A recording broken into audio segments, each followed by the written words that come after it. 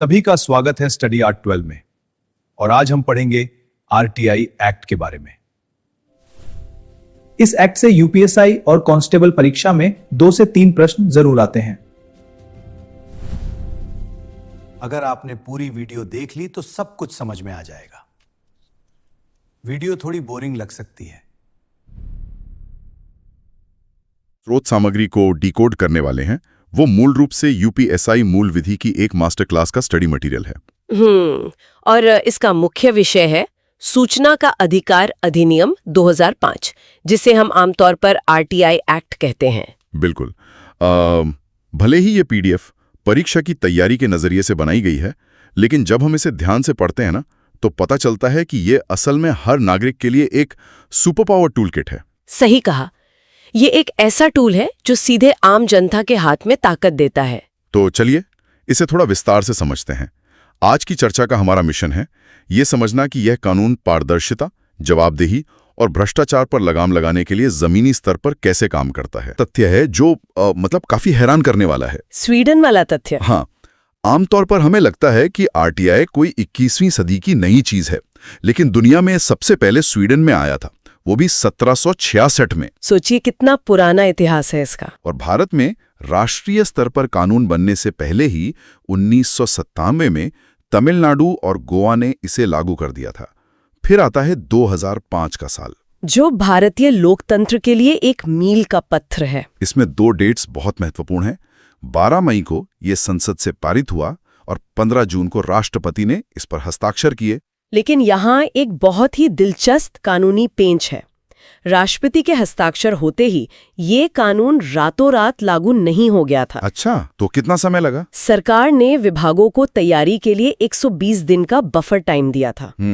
120 दिन। देखिए, किसी भी सरकारी विभाग के लिए अपनी दशकों पुरानी गोपनीय शैली को अचानक पारदर्शी बनाना आसान नहीं था।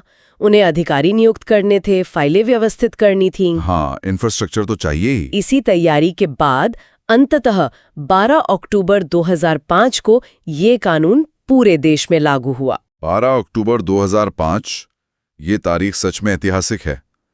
स्रोत में जम्मू और कश्मीर को लेकर भी एक बड़ा अपडेट है। बिल्कुल, 2019 वाला अपडेट। पहले ये कानून जम्मू कश्मीर में लागू नहीं था, लेकिन 31 अक्टूबर 2019 के बाद से जब पुनर्गठन अधिनियम आया, तब से ये वहां भी पूरी तरह से लागू है। अब एक सवाल जो स्वाभाविक रूप से आता है वो ये कि यह कानून लागू किस पर होता है। धारा 2H में पब्लिक अथॉरिटी या लोक प्राधिकारी की बात की गई है। इसे थोड़ा आसान भाषा में समझते हैं। मतलब हर वो संस्था जो संविधान या कानून द्वारा बनाई गई है वो इसके दायरे में आती है। हाँ, सरकार के सभी विभाग, पंचायतें, और सिर्फ इतना ही नहीं, वो एनजीओ भी आते हैं जिन्हें सरकार से भारी फंड मिलता है। ये बहुत जरूरी पॉइंट है। कई बार लोगों को लगता है कि वो किसी भी प्राइवेट कंपनी से आरटीआई लगाकर जानकारी मांग सकते हैं, लेकिन ऐसा नहीं है। विशुद्ध रूप से प्राइवेट कंपनियां इसके दायरे में नहीं आती जब तक कि उन्हें सरकार से कोई बड़ा अनुदान न मिला हो। तो अब सबसे बड़ा सवाल, जानकारी मांगी क्या जा सकती है? स्रोत में धारा 2F और 2J का जिक्र है। यहाँ जो बात सबसे हैरान करने वाली है वो ये है कि सूचना का मतलब सिर्फ कागज या फाइलों की फोटोकॉपी नहीं है। तो और क्या क्या आता है इसमें? धारा 2F के तहत इसमें ईमेल, ओपिनियन, लॉगबुक और इलेक्ट्रॉनिक डेटा भी शामिल है। मतलब कंप्यूटर में रखा डेटा भी मांग सकते हैं? बिल्कुल। और धारा 2J तो इसे एक कदम और आगे ले जाती है। नागरिक केवल दस्तावेज प्राप्त ही नहीं कर सकते, बल्कि दफ्तर जाकर फाइलों का निरीक्षण भी कर सकते हैं। 1 मिनट, क्या हम निर्माण सामग्री का सैंपल भी ले सकते हैं? मान लीजिए कहीं सड़क बन रही है और सीमेंट खराब लग रहा है। बिल्कुल ले सकते हैं। नागरिक सरकारी निर्माण सामग्री के प्रमाणित सैंपल ले सकते हैं। ये डेस्क पर बैठकर पढ़ने का नहीं, मौके पर जाकर जांचने का अधिकार है। ये तो सच में व्यवस्था को जवाबदेह बनाने का डायरेक्ट तरीका है। लेकिन सरकारी मशीनरी इतनी बड़ी होती है, तो ये जानकारी मांगनी किससे? इसके लिए धारा 5 के तहत हर विभाग में एक पीआईओ यानी जन सूचना अधिकारी होता है। वही आम जनता के लिए मुख्य संपर्क सूत्र है। और मैंने स्रोत में एपीआईओ के बारे में भी पढ़ा है। वो क्या करते हैं? एपीआईओ यानी सहायक जन सूचना अधिकारी उन जगहों पर होते हैं जहां पीआईओ सीधे उपलब्ध नहीं होते। वे आवेदन लेकर पीआईओ तक पहुंचाते हैं। लेकिन इसमें एक ट्रिक है ना? हाँ, अगर आवेदन एपीआईओ के जरिए जमा किया जाता है तो सूचना मिलने के समय में 5 दिन और जुड़ जाते हैं। तो सीधे पीआईओ को देना ज्यादा तेज है। हाँ, आवेदन प्रक्रिया की बात करें तो धारा 6 इसे बहुत सरल बनाती है। बिल्कुल, प्रक्रिया बहुत आसान रखी गई है। फीस सिर्फ 10 रुपए है और बीपीएल कार्ड धारकों के लिए तो ये पूरी तरह से मुफ्त है। और भाषा की भी कोई अड़चन नहीं है। हिंदी, अंग्रेजी या किसी भी स्थानीय राजभाषा में आवेदन दे सकते हैं। इसमें मुझे एक प्रावधान बहुत ही जबरदस्त लगा। धारा 6(2) के तहत सूचना मांगने का कारण बताने की कोई जरूरत नहीं है। ये सच में बहुत सशक्त प्रावधान है। नागरिक को कोई रीजन नहीं देना होता, सिर्फ अपना संपर्क विवरण देना होता है। ये तो बहुत बड़ा सुरक्षा कवच है। अगर कारण बताना जरूरी होता तो अधिकारी आसानी से डरा धमका सकते थे या आवेदन खारिज कर सकते थे। सही कहा। कारण न बताने की आजादी लोगों को निडर होकर सवाल पूछने का हौसला देती है। यहाँ बात सच में बहुत दिलचस्प हो जाती है। आवेदन तो दे दिया, लेकिन सरकारी फाइलों की धीमी गति तो हम सब जानते हैं। जवाब कब आएगा? यहीं पर धारा 7 की समय सीमा या टाइम लिमिट काम आती है। स्रोत में जो चार्ट है वो बहुत स्पष्ट है। सामान्य केस में 30 दिन, और अगर एपीआईओ के जरिए है तो 35 दिन, और किसी तीसरे पक्ष या थर्ड पार्टी की जानकारी है तो 40 दिन।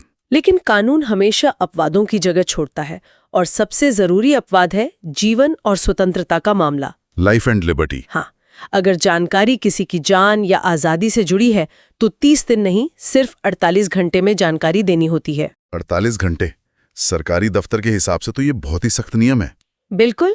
मान लीजिए किसी को बिना कारण हिरासत में लिया गया है या जेल में किसी को मेडिकल इमरजेंसी है, तब तो 30 दिन का इंतजार जानलेवा हो सकता है। इसीलिए ये 48 घंटे का नियम मानवाधिकारों की रक्षा के लिए बनाया गया है। ये तो बात हो गई कि क्या मांग सकते हैं, लेकिन पीडीएफ में सेक्शन 8 के तहत उन चीजों की लिस्ट भी है जो नहीं मांगी जा सकती। हाँ, इसके लिए पीडीएफ में एक बहुत ही मजेदार एग्जाम ट्रिक दी गई है। सेक्शन 8 मतलब हेट। जो जानकारी सरकार देना हेट करती है या नापसंद करती है। सही है। राज्यों को चलाने के लिए कुछ गोपनीयता तो जरूरी है, जैसे भारत की संप्रभुता, अखंडता या राष्ट्रीय सुरक्षा से जुड़ी बातें। सेना की रणनीतियां या विदेशी सरकारों के समझौते भी इसमें आते हैं, और कैबिनेट पेपर्स का भी जिक्र है। हाँ, मंत्रिपरिषद की बैठकों के वो दस्तावेज जिन पर अंतिम निर्णय नहीं हुआ है, उन्हें साझा नहीं किया जा सकता, ताकि मंत्री बिना सार्वजनिक दबाव के खुलकर बहस कर सकें। और इसी कड़ी में धारा 24 भी है, जो रॉ, आईबी और बीएसएफ जैसी खुफिया एजेंसियों को आरटीआई से बाहर रखती है। लेकिन यहाँ एक बहुत बड़ा स्टार मार्क है। ये अपवाद का भी अपवाद है। वो कैसे?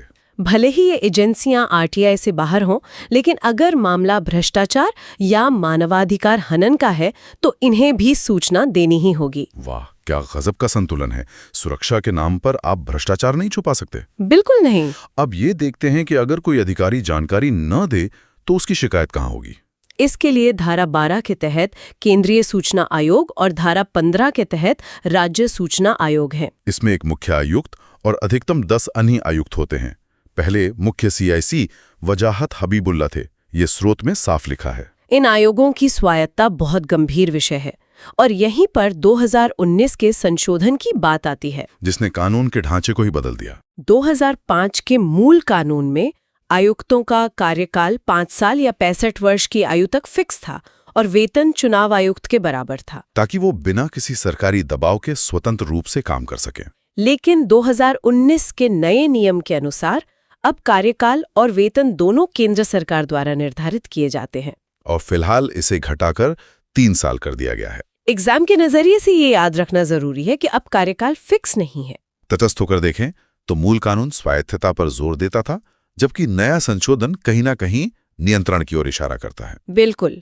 अब आते हैं उस प्रावधान पर जो सच में जवाबदेही तय करता है, धारा 20 का दंड या पेनल्टी। अगर पीआईओ बिना कारण जानकारी न दे या देरी करे तो उस पर 250 रुपये प्रति दिन का जुर्माना लगता है, जो अधिकतम 25,000 तक जा सकता है। और सबसे बड़ी बात, ये पैसा सरकारी खजाने से नहीं, उस पीआईओ की पर्सनल सैलरी से कटता है। यही बात इसे इतना असरदार बनाती है।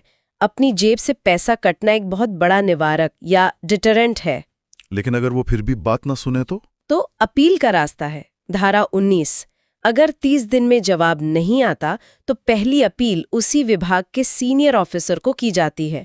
और अगर वहां से भी जवाब न मिले 90 दिन के भीतर दूसरी अपील सीधे सूचना आयोग में की जा सकती है। यहाँ एक बहुत जरूरी कानूनी सिद्धांत है, साबित करने का बोझ या ओनस ऑफ प्रूफ हमेशा पीआईओ पर होता है। मतलब नागरिक को ये साबित नहीं करना कि उसे जानकारी क्यों चाहिए। हाँ, बल्कि पीआईओ को साबित करना होगा कि उसने जानकारी देने में देरी क्यों की। ये नागरिक को बहुत मजबूत स्थिति में रखता है। तो इन सब का आखिर मतलब क्या है? अगर इस पूरे स्टडी मटेरियल का वन लाइनर ब्लास्ट देखें तो ये कानून 6 अध्यायों, 31 धाराओं और 2 अनुसूचियों का एक ऐसा टूल है जो फाइलों की ताकत जनता के हाथ में देता है। 30 दिन का नियम हो, 48 घंटे का आपातकालीन प्रावधान हो या पर्सनल सैलरी से जुर्माना कटना हो, हर हिस्सा सिस्टम को जवाबदेह बनाता है। वीडियो को लाइक और शेयर कर दो, तभी होगा सिलेक्शन। अगला वीडियो चाहिए तो नीचे कमेंट करके बताओ, तभी लेकर आऊंगा।